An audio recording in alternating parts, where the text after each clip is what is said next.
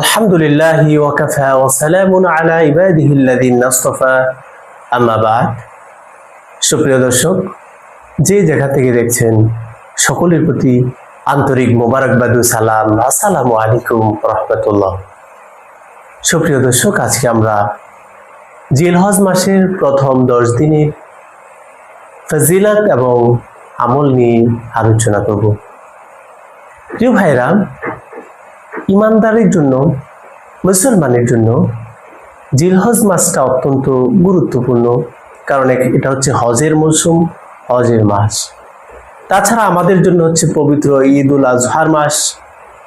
ঈদ উল আজহা এই মাসের 10 তারিখে সংঘটিত হয় এবং এই মাসের মধ্যে আল্লাহ সুবহানাহু ওয়া তাআলার সন্তুষ্টি অর্জনের জন্য গুরুত্বপূর্ণ একটা ইবাদত হলো কোরবানি। এই জন্য জিলহজ মাসটা অত্যন্ত গুরুত্বপূর্ণ। জিলহজ মাসের গুরুত্ব বোঝাতে আল্লাহ সুবহানাহু ওয়া তাআলা সরাসরি কোরআনের আয়াত নাজিল করেছেন। যেমন সূরা ফাজরের মধ্যে আল্লাহ সুবহানাহু ওয়া তাআলা বলেছেন, ওয়াল ফাজরি ওয়া লায়ালিন আশরি, অর্থাৎ আল্লাহ সুবহানাহু ওয়া তাআলা ফজরের কসম করেছেন এবং ওয়া লায়ালিন আশর এবং 10 রাতের কসম করেছেন। এই 10 রাত দিয়ে কি বোঝানো হয়েছে? ওয়া লায়ালিন আশরি, এই 10 রাত দিয়ে কোন 10 রাতকে কসম করেছেন আল্লাহ, কোন 10 রাতকে বুঝিয়েছেন, সে বিষয়ে বিভিন্ন মুফাসসিরিনে কেরাম বিভিন্ন তাফসীরের গ্রন্থের মধ্যে বিস্তারিত বর্ণনা করেছেন।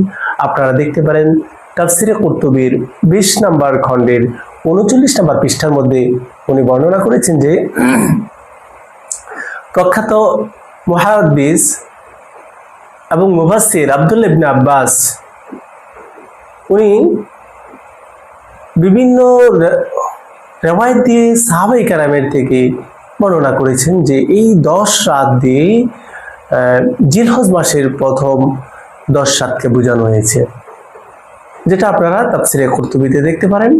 অন্যান্য তাফসীরে ইবনে কাসিরের 4 নম্বর খণ্ডের 535 নম্বর পৃষ্ঠা আপনারা দেখতে পারেন। এবং তাফসীরে কুরতুবীর এবং তাফসীরে ইবনে কাসিরের মধ্যে এই কথাটা বর্ণনা করা হয়েছে যে ওয়াহুয়া কাউলুল জুমহুর।